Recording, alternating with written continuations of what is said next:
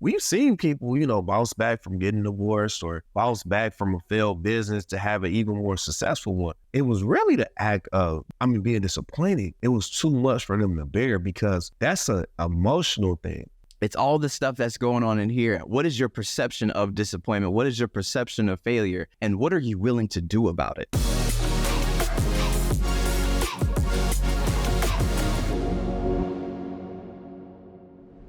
What is up, everybody? Welcome to another episode of the Today for Tomorrow podcast. We are here today, back in the lab again, coming at you with another amazing episode. Now, Rodney had a very interesting topic. You want to explain it to people? Yeah, I actually wanted to talk about, basically failures and disappointments, surviving our failures and disappointments. Often we actually go through life and we make a mistake here and there and we get disappointed. Everybody do. Everybody fail. The question is, what do you do with it? And if you take a look, you can use those failures and disappointments to determine your future, whether it be positive, whether it be negative. So that's kind of what came to my mind. I just want to see what you guys think about that topic, and let's talk about it. Let's define some terms then. What is a failure? Just so we make sure we're having the right conversation here. Good point. First of all, to me, a failure to me is something that I set out to do with a goal in mind, and I missed the goal. Or I missed the target. We talk about sports a lot.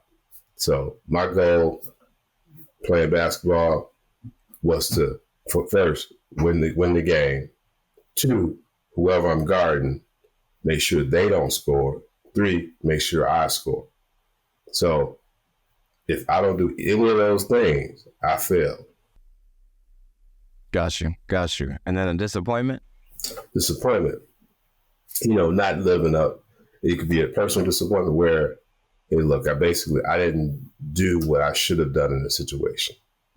I had an opportunity to help somebody and I didn't help them, let's say for selfish reasons. And I'm disappointed in myself, or I'm disappointed in somebody else because I expect them to do something that they didn't do. Where I'm like, well, wow, I thought we were friends. I thought maybe you would assist in this area, and you didn't. So I become disappointed because my expectation of what you're going to do or what I'm going to do didn't happen. We have legitimate wins and losses, like you said, sports, different things. But the funny thing about life and, where I'm at right now, I wasn't like this a little bit earlier. Let's say 5 to 10 years ago, I was very type A with my goals, right? But now as I look back and I see some things that at that time I would have deemed as, potential failures, in hindsight, I can see how each step in the process played a bigger part in the greater plan. And so, it all goes back to that Jeremiah 29:11, where, God has a plan for us all, and, it's not to harm us, but it is to prosper us. And sometimes it doesn't look the way that we want it to look, though. And that's where it feels like, in some of these moments that we have failures and we're disappointed by it. The reason that I asked Rodney what he meant by failure and disappointment is because, some would define a failure as one, going after something, not hitting it, but also quitting, not continuing to go after it. And others would just say you failed just because you didn't hit the particular mark. Now, my idea of this whole thing has kind of shifted a bit over time. And because I've kind of realized that there's things that are trackable. There are things that are very much measurable, and there's a process to getting to the point. And so when the execution isn't right, then if the execution doesn't match up to what the goal is, then you do achieve that point of failure. Just like when you talking about building a business or something, or like a startup, You know, some people, they have these grand ideas, they go get funding, and then they put their team together, and then they decide to go at this big business venture. It could be in tech, it could be, you know, in services, whatever. But they go and try to build this thing, but sometimes, one, they overplan without validating any of the ideas or the hypotheses that they have. And then they go at it after they had been planning for this thing for a year, and then they realize that what they had planned for, no one actually wanted. And so then they effectively achieve failure because they planned for something that wasn't gonna actually map out. And so then after the funding is all ran out and everybody has decided that the thing was a great experiment, then they consider it like a learning experiment. But essentially it is failure. And then you got the other side of that where people, you know, don't plan at all. You know, there's a lot of, you know, entrepreneurs and people who have gone to great success who are of that kind of personality where they're going to just run straight into the wall. You said, okay, this is the wall. That's where we need to go. And then they head first run straight into it. And then they realize they don't get across. They move over a little bit, run into it again. Don't get across, run into it again. And then that person, it's like they're going to keep on hitting their head until they get all banged up and bruised up. And hopefully, the hope is that they get to the other side before they are too beat up to continue. There's two ways. But then there's one that is more calculated and one that is more validated. There's a term called validated learning, where instead of putting hypotheses together that aren't based on any real information, and instead of just doing things without trying to get any information, you use empirical evidence along the way so that you actually know that you're working on the right things, and so you can continue to move forward in a measurable way. And that, it makes it hard to fail. But, well, unless you just stop executing. Yeah, and I think the key word, you know, we talk about failures and disappointments, but that first word was surviving failure and disappointments. And kind of what you brought up, Martell, is kind of laying out the, you know, how people go about the process in a sense, I guess. Some like that, the whole keep running into the wall, or even like, I forgot the term you used, a big term there. Forgive me for not being able to speak it, but you know, how you go along and you learn as you go along, the plan adjusts and so forth, and you get feedback. So I think everybody got their method they go about executing things, but to survive failure and disappointment, and maybe I should have said that at the beginning too, you can't give up. If you're going to survive it, you cannot give up. As soon as you give up, you give it in. That's when I feel like you failed. Yeah, I mean, that's when it's over for you. There's no moving forward after that because you've decided there's no moving forward. Well, you not necessarily fail, you quit. The most important things that I always tell people, you gotta know and understand if what you're striving for is really worth the time, energy, and effort that it's going to require to achieve success. Because a lot of times it really is a war of attrition. You're literally going to figure out who the last man standing is.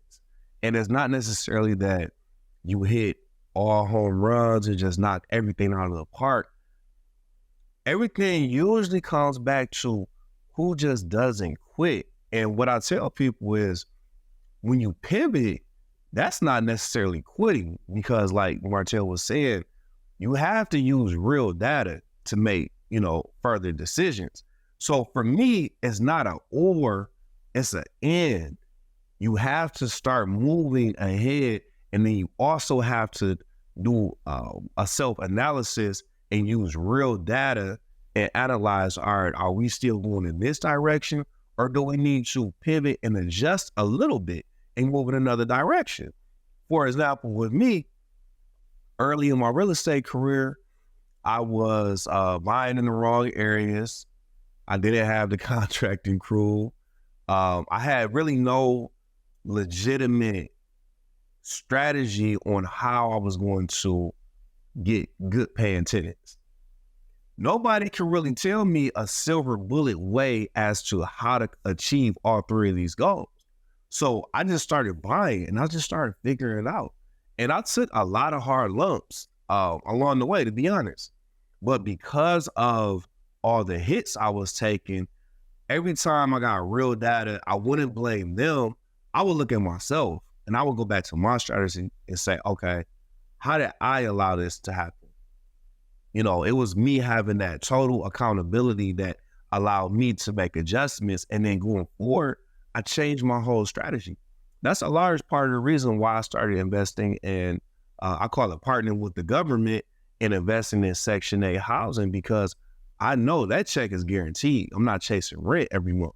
I think that kind of changes terms a little bit for us in this conversation, because it's not necessarily if we're, you know, because if we've come to the conclusion that failing is essentially just not going forward anymore, failure is quitting, then we're kind of talking about how to move past disappointment. There are situations where I have not quit, but I failed at. I use that term failure because to me, and maybe I should have looked at the Webster definition of failure, but to me, failure is doing something and you do not accomplish it, or it does, you know what I'm saying? But at the same time, I think the way you're looking at it too, Martell, is the same thing.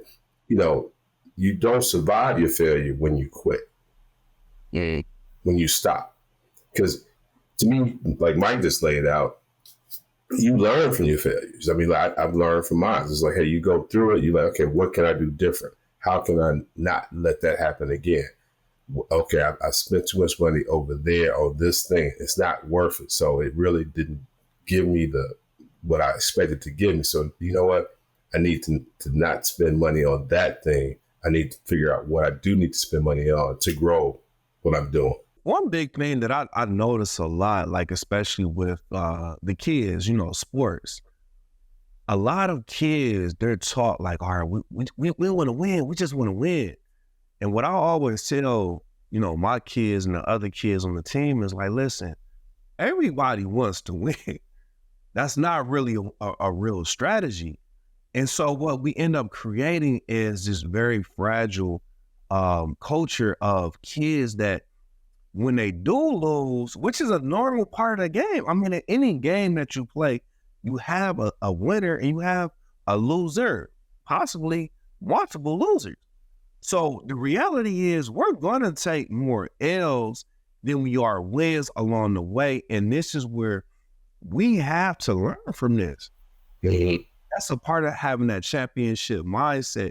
And I think as a culture in the human state, we're really getting away with mentality because everybody's focused on the big win, which the reality is, you know, is usually accumulation of a lot of small, you know, wins, you know, a bunch of L's, you know, a couple wins here and there, a bunch of L's. And then one day, hopefully you'll achieve this, you know, newsworthy success that everybody's like, oh, they won. But they don't see all of the behind the scenes actions that took place where, you know, you're going up and down, just learning. So that's a big part of just something that I'm seeing in today's culture. Yeah, we talked about failure a lot in this conversation so far. I think we need to spend some time on disappointment too, because there's a difference between disappointment and failure. So I mean, disappointment. You know, people can disappoint. We can disappoint ourselves. Those things we invest in can disappoint. So, I mean, how does disappointment fit in this whole piece too? Because you learn from disappointment too. I mean, I can, growing up, I mean, I had, you know, what I call friends. I thought they were my homies, right?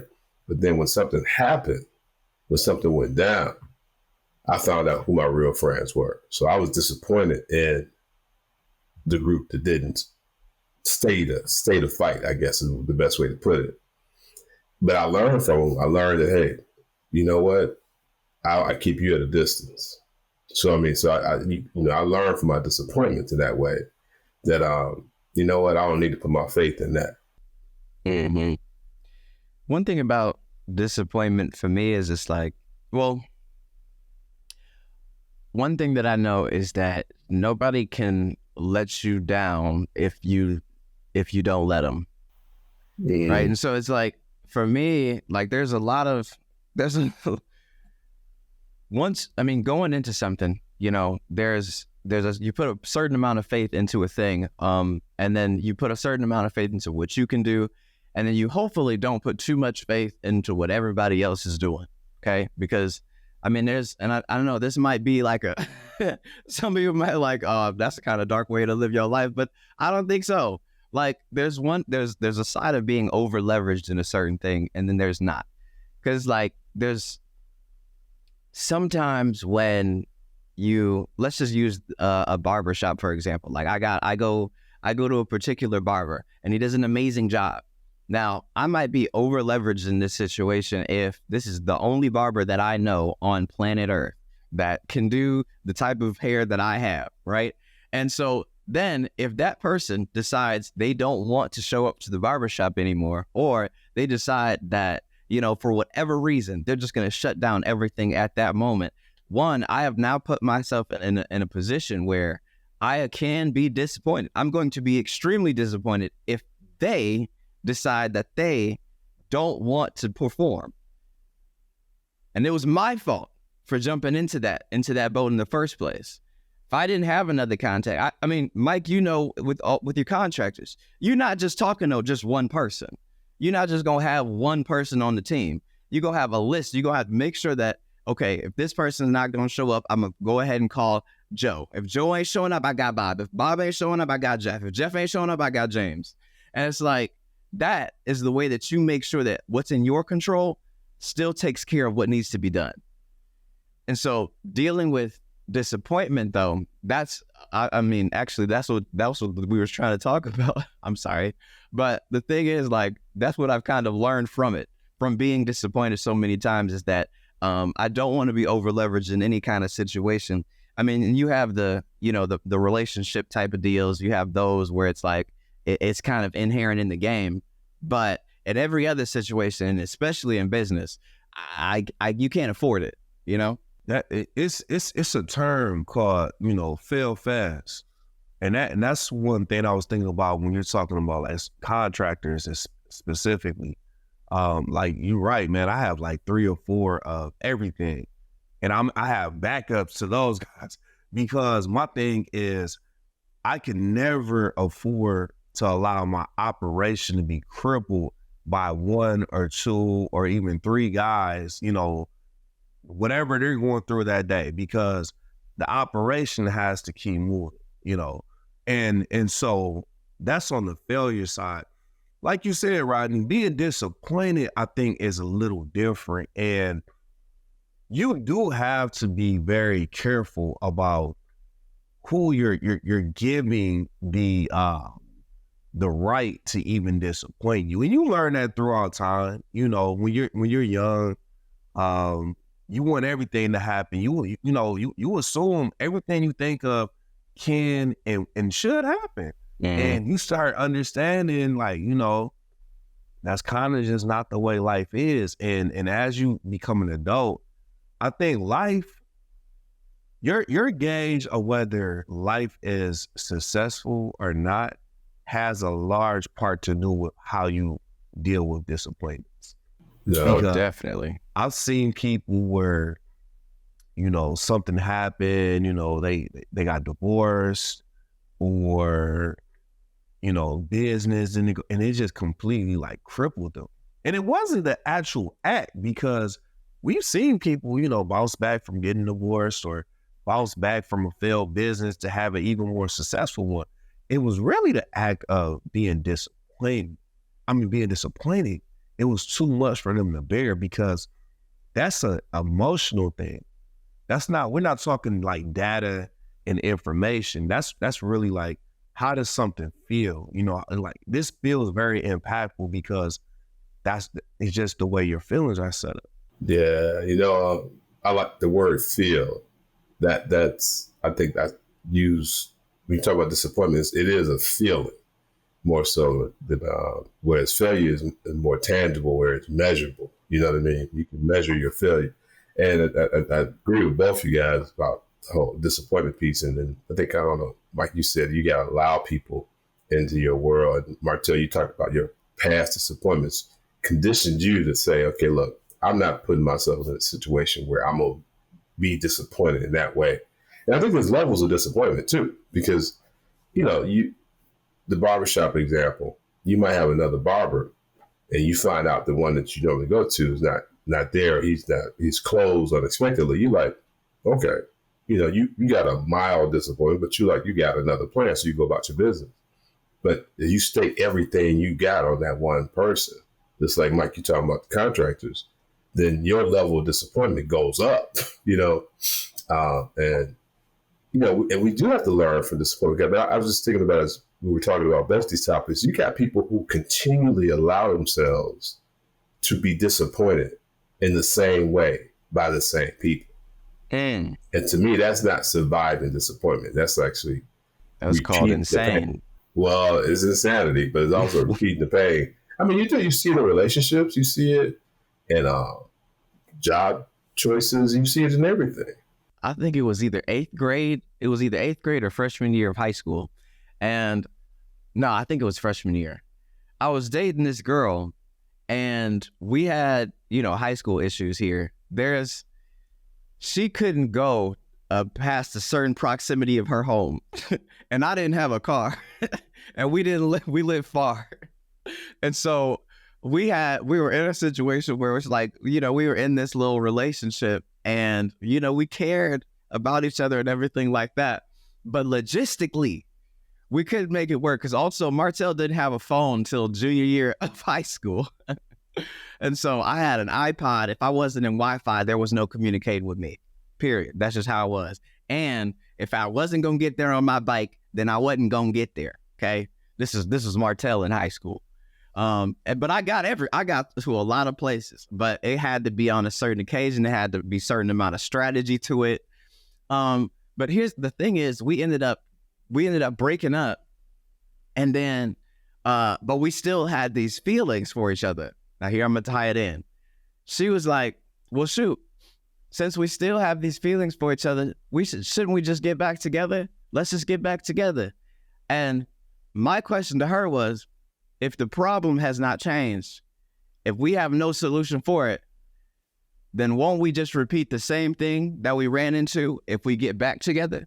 I think when people allow the same people or same set of circumstances to continuously disappoint them, I think that's a form of self-sabotage. 100%. And a lot of people, they don't look at it like that because they put the focal point on the circumstance or the person. But everything comes back to how you feel about yourself. If, some people, unfortunately, they actually don't really feel like they deserve anything better, and I've seen this in different circumstances where for me or you looking on the outside looking in, it's simple. Like, all right, this dude keeps this, like, just move on. Go on to the next, set of circumstance or guy, whatever. And for them, it's not that simple. And then you start understanding like, oh, this person doesn't want solutions. They want to stay in this situation. Yeah, no, that you just made. I was having a conversation with my girlfriend literally last night along the same lines, because like we was just kind of jokingly we're talking about this situation I'm in, and there's a particular character who just keeps on not getting it together, not getting it together. And so we were talking about it, and one thing about the situation though is his wife is like very close to the situation, and so she's always in every conversation. She's always there, maybe not in every conversation, but she's present for the conversation. And so she knows the play-by-play. She can hear it. And there was one particular, last night I was very disappointed because something did not make it, right? Something did not get something did not, there was no execution on this particular thing. And the ball was definitely dropped. Okay. And then we ended up talking about like how relationships happen, where it's like in her voice, you could hear that she was disappointed in him and his response to dropping the ball. And we were just kind of talking about how like people end up staying in these kind of relationships, because I'm saying she's in too deep at this point. And my girlfriend, she was like, well, no, there ain't no way she in too deep. She could get out at any point in time, and she don't gotta. And I would not deal with no dude who was blah blah bloop bloop bleep bloop bloop. And I'm like, and what I said to her was like, hold up. The thing isn't that she cannot leave the situation. The thing it's not that she cannot exit left. The thing is, she won't, and that's what most people are in. They sit there, and it's not because they cannot do a thing. It's because there's everything that's going on in their mind that's keeping them from actually doing that. Like you would talk to some people who are like, you hear about a lady who's in a terrible relationship with some dude who just ain't doing nothing. He ain't paying no bills. He ain't taking care of the kids. He ain't taking care of himself. He definitely ain't taking care of her. And then we look at this person and we're like, oh shoot, why don't she just leave that man? She deserved better and X, Y, and Z and yeah, this and that. And it's like, she could walk away. She is not held at, well, some people, but she is most likely not being held at gunpoint to stay in that thing. But people stay because of what's going on in here. And I think that speaks to what you were just saying, Mike. It's like, it's not, it's all the stuff that's going on in here. What is your perception of disappointment? What is your perception of failure? And what are you willing to do about it? When you stay in those type of situations, and for whatever reason, because I think to Mike's point about you not, feel like you deserve more or whatever, and then Martell, like you said, it's like, it's a decision. When you decide that, you living in that failure, you continue to be disappointed, and you become accustomed to it, and actually it becomes and once it's, because it always comes to an end, once it do, you go look back and you go say, I could have got out 2 years ago, a year ago.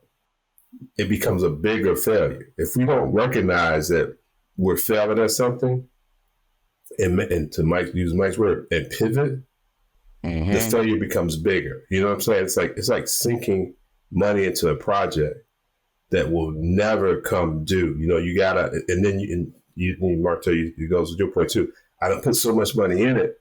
I gotta see it through.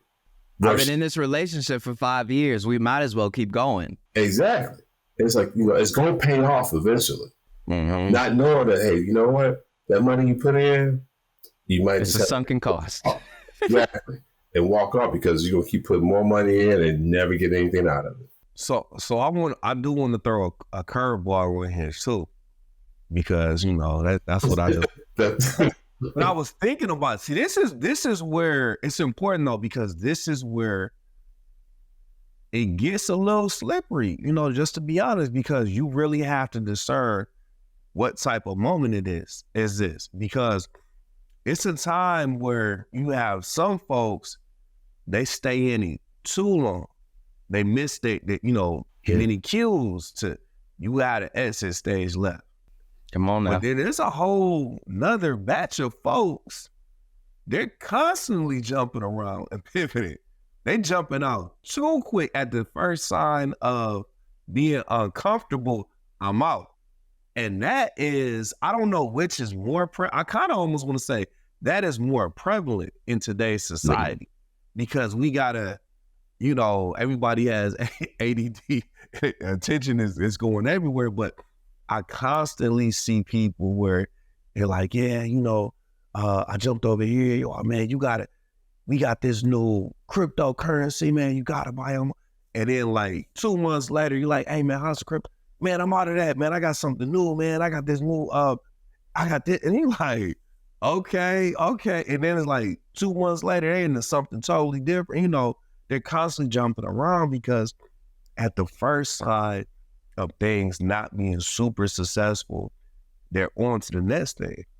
Dude, see, I feel like there's two things that make that up. First is people not being comfortable enough being uncomfortable. So they get a little uncomfortable, like, oh, wait a minute, it's cold here. Let me go somewhere else immediately. Versus, actually, I've got a coat. Let me throw on this coat real quick. And then the other side of it is they failed and they never learned. They just did not learn. So it's like, one, I'm not comfortable enough to just tough it out. I'm not going to stay in this. And I'm also not going to learn from each situation so that we can continue to move forward. It goes back to what I was saying earlier. There's no validated learning in here. I'm looking at the evidence and I'm ignoring it. Or as soon as something happens, as soon as I have a piece of evidence, I just immediately take that as fact. And then I make a big decision based on something that could be small. The point, though, is a good one, because when to get out and when to stay in. That's what it comes down to. And that's what it amounts to. And I guess it comes down to your expectations, too. Because, our expectations dictate whether we're going to be disappointed or not. I mean, there's times where, if you expect too much from somebody, yeah, they're going to disappoint you. If you expect too much from a deal, going back to that, meeting people like, hey, I'm going to be a day trader. I'm going to make $10,000 a month from day trading. And you're like, okay, all right, I hear what you're saying. You never traded in your life, but this is going to work for you. I mean, I'm not saying it can't work, but I'm just saying it's not going to work in 2 months. As we wind down, what is the top indicators that you guys would recommend people look out for when, they need to pivot and move on, or when do they need to just stay and, like you said, Martell, be comfortable with being uncomfortable and see the thing out? Because even though they may be disappointed in the moment, it may seem like a failure in the moment, they still may win in that lane. For me, I think it's important to take more of the scientific approach, honestly. I know that don't sound sexy. I know it don't sound like, the coolest thing to do, but it works, Once I figure out from the jump, before I go full body into the pool, I got to first figure out what are my measurement points. What are my KPIs for this particular situation, and how am I measuring success? And so that when I actually get into it, when I get into the execution of the thing, I have measurement points to know that I'm actually moving forward. I feel like once you get into it, it kind of is hard to try to figure out, oh, well, shoot, well, maybe this is something good. Maybe it's not. Okay, you know what? We'll just keep moving on from that. That's nothing.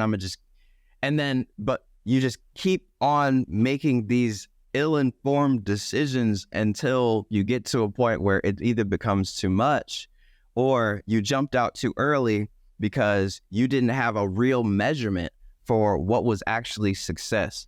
And so, I guess that's like a kind of a blanket, because, that can be, we can talk about business, we can talk about relationship, we can talk about all these different things, but essentially you have plan, execute, analyze, adjust. If you have not in your planning thought about the execution and then what points you needed to see before you made the pivot, then you're at risk. You become vulnerable. You can figure it out. People have done it. It is historically, people have figured it out along the way. But if you think about it in advance, your chances of success become higher. That's what I'll say. When I go into something, I try to understand in my mind, what does success look like? What does it look like to me at that point? That can change over time. But so if I know going in, success looks like meeting this goal or target. Okay, I'm to Martell's point, as I go in, even though things might not be progressing as fast as I want, we're making steps towards that target. I can see us getting closer to it. But if I see myself getting further away from it, or if I see myself to the point where don't look like it's attainable the way I'm doing it, then I got to make a decision. But to Martell's point about that evaluation throughout the whole process, it's like man, where is it going? Are we going backwards or forward? And what's the goal? And sometimes you have to change your goal. But the point though is that what is the goal? What is the point? Is it because sometimes ego come into play, and it can't be about emotion. It can't be about ego. It got to be about what are you trying to obtain? What are you trying to get to? And I think that's with anything. I don't care. People talk about relationships. If you looking to get married and you dating somebody and it's not going nowhere, why are you still in this relationship? If that's your goal, if that's your goal. If it's not your goal, you're fine. If you don't plan on getting married for the next 10 years and you 2 years in a relationship, you fine. For me, I think, I would take both of the ingredients of what you guys said, as far as you have to understand the terrain of the arena that you want to go into. You have to use data to understand like the scoreboard. But then for me, going back to what I always say is you got to embrace the process, the daily process of whatever it takes to achieve achievement or success in that arena. And that is doing that assessment daily. Usually you have to figure out, all right, what does it take for me to do today so that I can get a win? And then tomorrow we're going to have the same mindset. And then next week we're going to have the same mindset. And then next month, we're going to have the same mindset. And I'm just of the, I believe if you have that approach, eventually that's how you stack wins on. That's what's been the case for me, at least, where every day I have to really embrace what do I have to get done today to achieve this bigger goal. I got to make it small, little micro goals. And then that just leads to overall success. There it is. Hey, speaking of measuring success, making sure that we got our KPIs and executing so that we get to a certain point that we're trying to get to. If you are a fella out there and you are looking to live a godly life surrounded by godly individuals, getting into godly relationships and continuously being sharpened by the word of God and the strong brothers around you, we actually have a community, Men 2.0. All of the information is in the description, and also you can go ahead and tap the card up above for more information on that. But it's every second Saturday of the month, 10 a.m. at Incubizo in Ferndale. You want to be a part of that, information is below. We definitely would love for you to be a part of it, and we definitely appreciate all the fellows who have decided to join. With that, thank you for listening to this episode. If you haven't already subscribed, please go ahead and do that. And if you like this episode, then I got some information for you. You're going to love the one on your screen, and we going to see you there, all right? Peace.